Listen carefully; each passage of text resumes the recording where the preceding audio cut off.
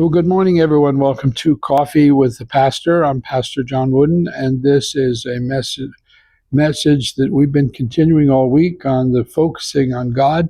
We've been talking about walking on an everyday lives in faith, but it cannot be done in the absence of love. Otherwise, it just becomes another religious activity. Now, I want to remind you of that because we always want to remember the love of Christ, that we want to be soft for Jesus.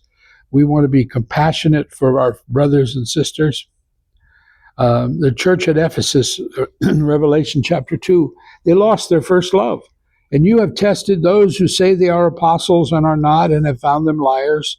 You have persevered and have patience and have labored in my name's sake and have not become weary. Nevertheless, I have this against you, that you have left your first love. Remember, therefore, from where you have fallen. Repent and do the first works, or else I will come quickly and remove your lampstand from its place, unless you repent. In John 13, he says, a new commandment, not a suggestion, a commandment I give to you, that you love one another as I have loved you, that you also love one another.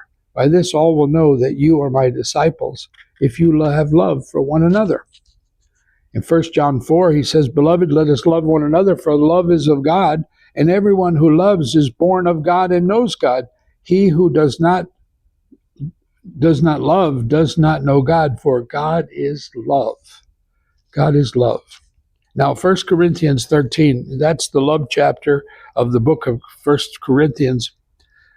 But it's unique in that Paul writes that letter to the Corinthian church from the Ephesian revival in Acts chapter 19. So he is in a full-scale, full-blown revival. People are getting saved. Magicians are burning their books and destroying. Everything is, for a year and a half, Paul is in the middle of a roaring revival. And he tells you, then I speak with the tongues of men and of angels, but have not love. I have become a sounding brass or a clanging cymbal. And though I have the gift of prophecy and understand all mysteries and all knowledge, and though I have all faith so that I could remove mountains, but have not love, I am nothing.